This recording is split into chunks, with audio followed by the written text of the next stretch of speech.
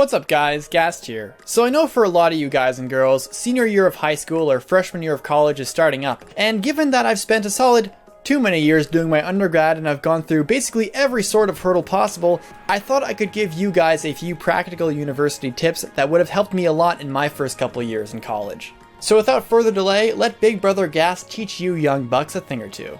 Being a freshman in college, especially in a new town that you've never lived in, gives you a fresh start on your social life. To me, this is honestly one of the funnest parts about being a freshman. You can be whoever you wanted to be, and you can leave your old self behind.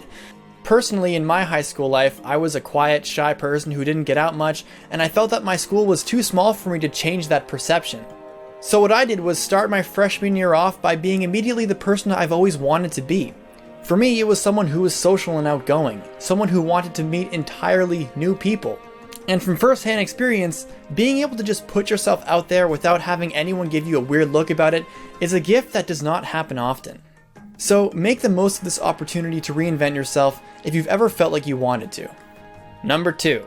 Frosh Week is meant to be a fun experience, but if you find yourself homesick or scared about Frosh Week and the orientation activities, speak to your residence assistant, your Dawn of Residence, or even orientation crew members that you feel comfortable confiding with. They are trained to be listeners, and in fact, it's their job to make sure you are comfortable in this potentially intimidating environment. Number 3. Now school is actually starting.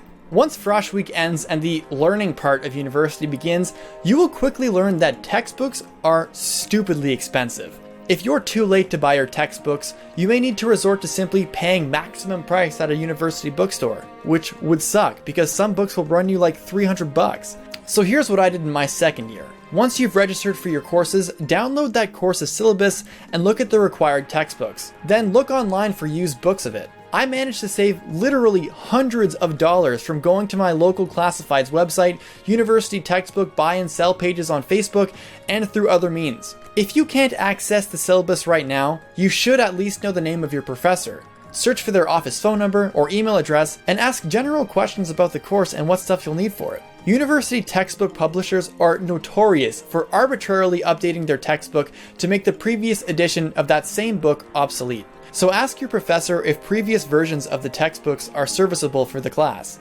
This makes it possible for that textbook you bought off a friend will still work even if it's quote-unquote outdated. On an important side note, in my experience, professors love when students, especially freshmen, seem to express so much interest in their course that they're teaching that they literally call them during their office hours or they email them instead. You're guaranteed to score early brownie points and your professor may even know your name ahead of time. As for other class supplies like lab coats, journals, calculators and shit, just get them as soon as you can. Putting off buying textbooks or class materials for a week or two just because you don't want to wait in a giant line in the bookstore can easily screw you over. And if you're like me and you hate lines, just show up when the bookstore opens and beat the line altogether. The stupidest thing you could do aside from not getting class materials is showing up in the bookstore in the afternoon when you're, I'm not kidding you, waiting upwards to an hour just to buy a few books. Tip number 4. The first 2 weeks of freshman courses are usually very easy and will almost always serve as reviews of stuff you already learned in high school. But for God's sakes, do not take this for granted and do not skip these classes just because it's about stuff you think you already know. A lot of first years do this, especially those that excelled at this kind of content before, but the next thing they know, they missed a pop quiz, or missed assigned homework that the professor didn't post online, or the professor reminded the students about an online assignment that would expire that night, and your dumbass forgot to do it because you didn't catch the reminder in class. I'll tell you right now, do not fall in the habit of skipping classes just because you have the freedom to. But if you decide to skip the class, just make sure you have a buddy that can keep you updated. Number 5.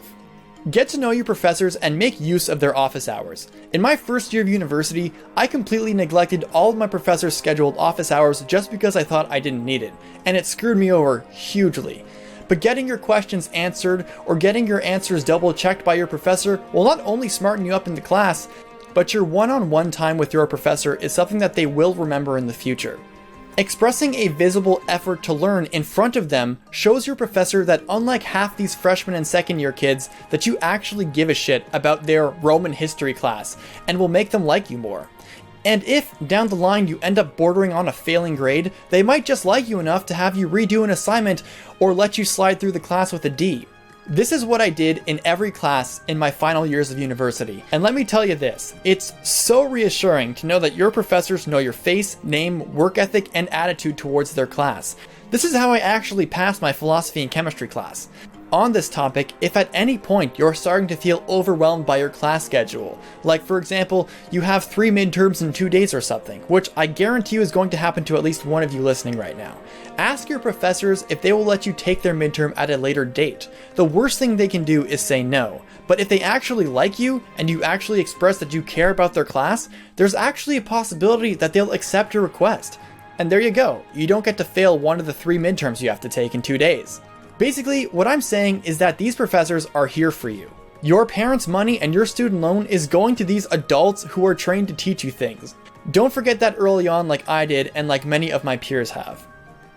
Number 6. Let's get into the social life. So parties are going to be a thing. And if you're the kind of kid who loves getting rowdy, drinks in the residence hallway, or hates authority, be ready to deal with residence assistants telling you to stop being so obnoxious. Now, here's the thing. If you're being a loud asshole, you're being a loud asshole. And these people are just doing their job and making sure that the building isn't on fire.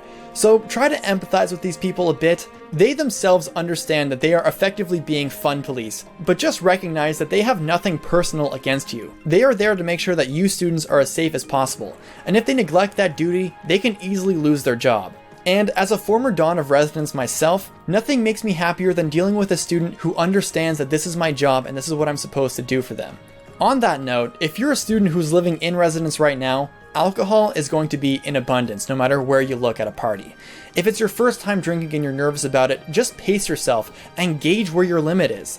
If the entire crowd of people are cheering shots all over the place and encouraging high dosages of alcohol, do not try to keep up with their pace. Essentially what I'm saying is, you do you. If you're having fun, that's all that matters. Don't fuck up like I did and try to drink at some second year's pace. You'll end up puking and you'll ruin yourself for the party, and hangovers are something you want to mitigate as much as possible because it's bound to happen in university.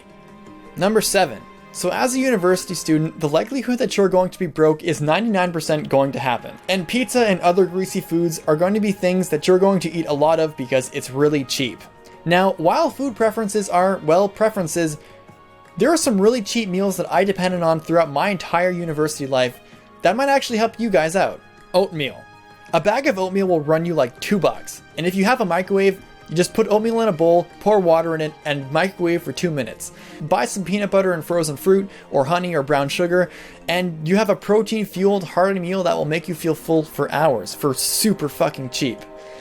Make a lot of peanut butter, or whatever kind of butter if you're allergic, jelly sandwiches.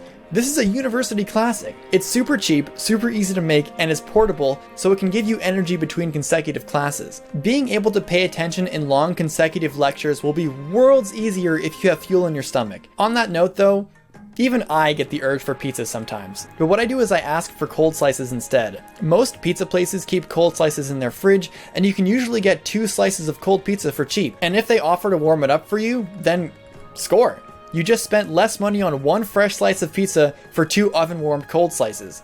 It's university level pizza, so you're not really looking for anything good, just something that is serviceable and will help fill you up. Getting into the habit of late night pizzas will start to add up in costs. Be smart with the little money you'll probably end up having. And on that note, if you're in need of extra cash, ask your registrar or student accounts officer if there are needs-based bursaries you can apply for. For example, in my university, every month they would donate actual literal free money, up to $2,000 even, to university students just because they were dead broke. Number 8. So imagine it's like November. Things aren't decent like they were. You're starting to feel lonely. Homesickness is really starting to get to you, and you feel like you haven't made the friends you thought you would.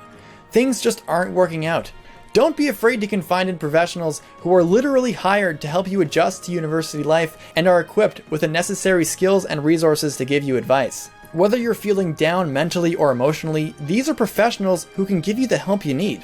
If you don't like your residence supervisor or residence person or whatever, or even if you aren't even living in residence, confide in a professor you like, or call a student helpline.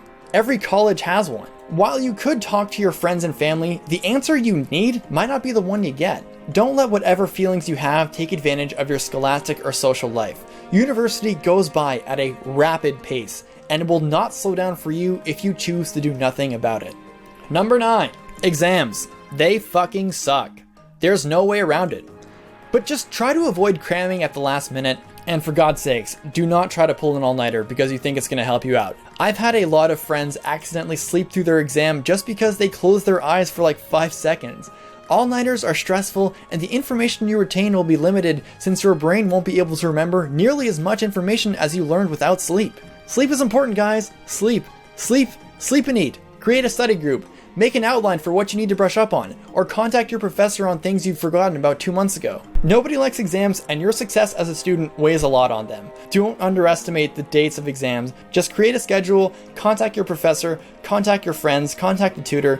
Do what you can to put yourself in the best possible situation to win. Last tip. While you're here to learn, you're here to have fun too. Try new things, join a club, start hitting the gym.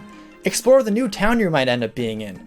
University is a place to help find yourself. I started my YouTube stuff in my old university. Go on adventures with your new friends. Just have fun out there so long as it's safe and you're not doing anyone any harm. Just be smart about it. And I have one more secret tip, something that I learned on my own that saved my ass so many times in university. It's something that I don't think many people even know about and has gotten me out of very sticky situations before. But I'm keeping that last tip for my patrons. And if you have any other questions about university life, showing freshmen the ropes and helping them out was basically my job last year. So let me know in the comments. Anyways guys, deuces.